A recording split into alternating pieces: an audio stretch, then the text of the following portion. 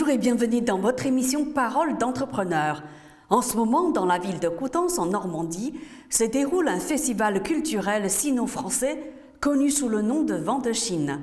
En quoi consiste-t-il et quel est son programme? On en parle tout de suite via vidéo interposée avec Xiaoxia Leperchois, présidente de l'association Amitié franco-chinoise de Normandie, et Vincent Leperchois, président de l'Union des commerçants et artisans de Coutances. Bonjour à vous deux. Est-ce que vous pouvez vous présenter? Bonsoir à tous, je m'appelle Xia Leperchois, Xiaoxia, donc je suis la présidente et fondatrice de l'Amitié franco-chinoise de Normandie. Bonsoir, je suis Vincent Leperchois, le président de l'Union commerciale de Coutances, plus vieille union commerciale de France, qui a 84 années d'existence. Pourquoi voulez-vous organiser cet événement?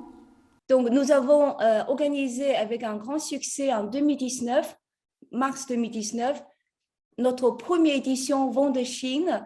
Donc, c'est un festival culturel franco-chinois à Coutances avec la découverte de la culture chinoise et puis aussi la culture normande. Et donc, nous voulons reconduire ce festival pour encore améliorer l'échange franco-chinois et puis aussi améliorer l'amitié franco-chinoise et puis aussi faire la fête parce que c'est une fête populaire. Et, on pourrait dynamiser notre ville et puis aussi commerciale, de commerce. Oui, bien sûr, pour nous, c'est aussi une opportunité pendant cette période commerciale toujours un petit peu au ralenti de proposer une nouvelle animation avec une culture différente, la culture chinoise. Donc, c'est très important pour le commerce. En tout cas, toute opportunité pour dynamiser le commerce est la bienvenue à Coutances. Pouvez-vous nous présenter votre programme? Donc, cette année, c'est une année du Tigre d'eau. Donc, nous voudrions mettre avant déjà la découverte de culture chinoise. Donc, le festival commence par une grande exposition contemporaine avec l'artiste franco-chinois Ma Zeling, intitulé Bouddha à notre musée Guenel-Morinière à Coutances. Donc, c'est une grande exposition. Et puis après, il y aura des projections de films dans notre ville à côté, Hauteville-sur-Mer. Il y a aussi la conférence sur la route de la soie. Il y a aussi le petit marché chinois. Il y a aussi des ateliers calligraphie au musée. Et puis aussi, surtout, la parade. La grande parade du 5 mars avec des tigres, le dragon, diverses associations qui vont se joindre à cette magnifique parade du 5 mars. Oui, on a oublié aussi que nous avons aussi décoré avec des bénévoles de l'association Amitié franco-chinoise de la Manche et puis aussi l'Union commerciale.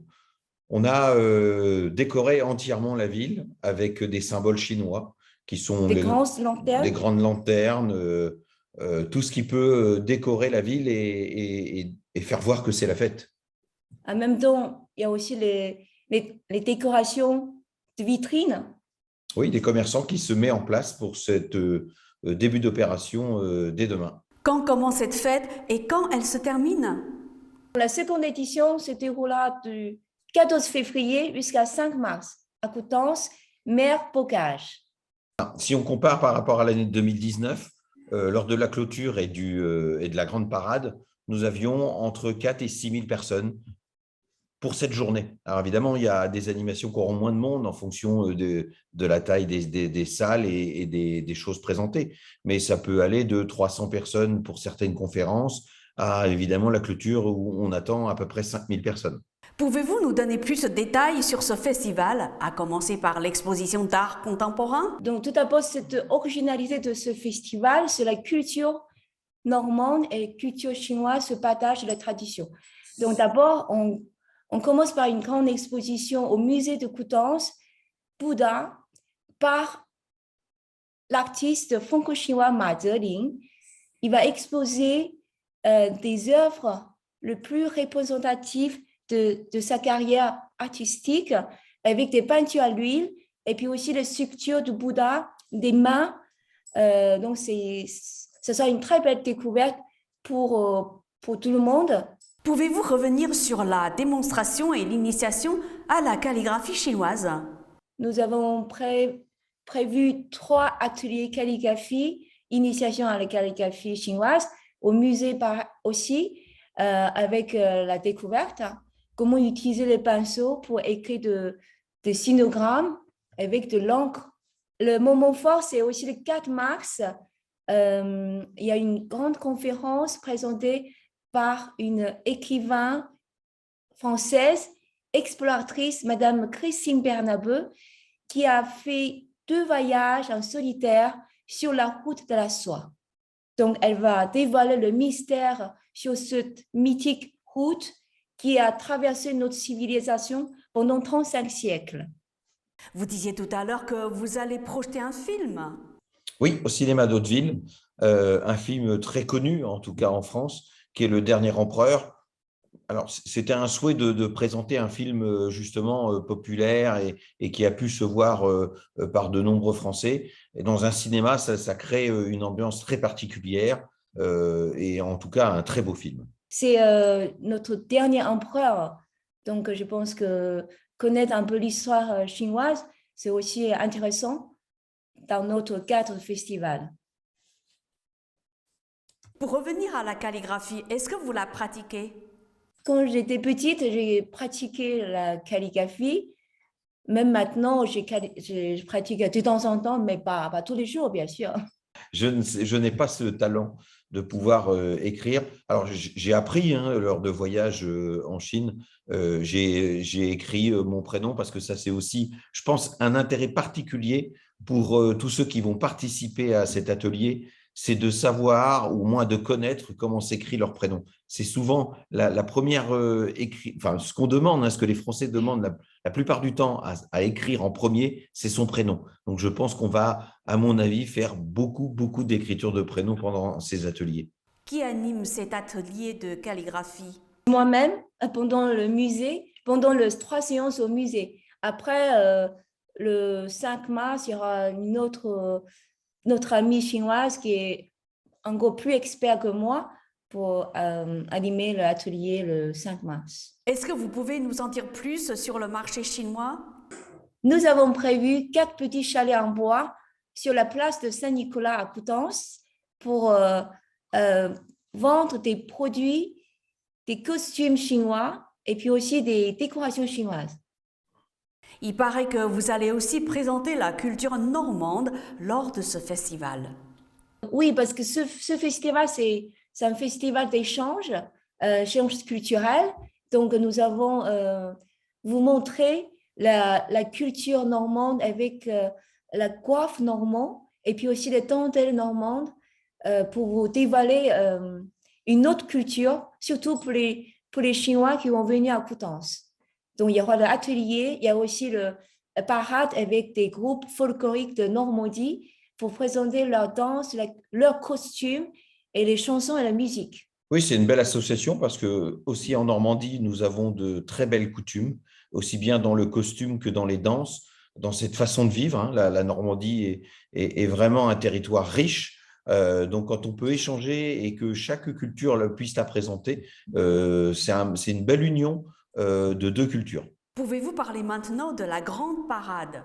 La manifestation le plus attendue reste la grande parade costumée le 5 mars avec 3 lions et un dragon de 10 mètres venus spécialement de Paris par mes amis chinois. Et puis aussi dans la parade, il y aura des groupes folkloriques, bien sûr, normands, et puis aussi des Français costumés en chinois. Avec une petite surprise organisée par le comité des fêtes tout proche de Coutances, d'une petite ville qui s'appelle Roncé, qui viendra avec une dizaine de pousse-pousse. Vraiment, le pousse-pousse est l'image de la Chine, parce que ça, c'est quelque chose qui marque les Français de monter dans un pousse-pousse. Et fait par des Français, des artisans français sur place. Ça, c'était une super manifestation avec les pousse-pousse. Et puis aussi, bien sûr, il y aura de jeunesse il y a des lycéens français qui apprennent le chinois, qui ont aussi nous joint dans cette parade. Il y a aussi des Français qui experts, qui est passionné par le Kung Fu, sera aussi. Bien sûr, il y a aussi l'artiste chinois qui sont venus de Paris pour nous aider, pour nous faire le spectacle aussi dans cette parade. Après la grande parade, qu'est-ce que vous prévoyez pour terminer la journée? Après la parade, un grand spectacle aura lieu en espace Saint-Nicolas. Vous y trouverez bien sûr une très belle animation dans une église magnifique, désaffectée. Donc, on peut l'utiliser comme un lieu magnifique de spectacle.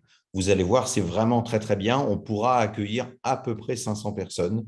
Donc, les places seront comptées parce que, évidemment, quand vous sortez de la parade avec 5000 personnes, tout le monde ne pourra pas accéder à ce spectacle.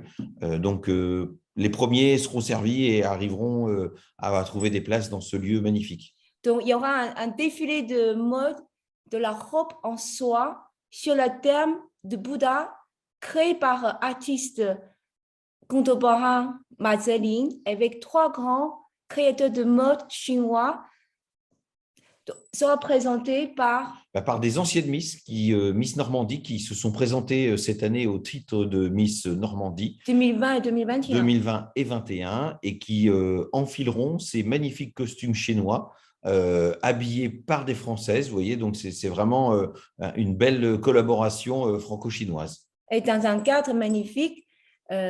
Historique. Oui.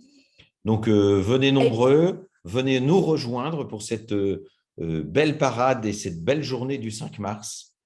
Et puis, donc, après le défilé de mode, il y a aussi des autres performances. Donc, c'est des danses chinoises classiques présentées par mes amis chinois de Paris. Et puis aussi un grand défilé show de costumes de Hanfu par le groupe Association de Hanfu à Paris. Voilà, donc un beau programme en perspective. Pour terminer ce festival franco-chinois le 5 mars le soir 2022. Xiaoxia Le Perchois, est-ce que vous pouvez présenter votre association?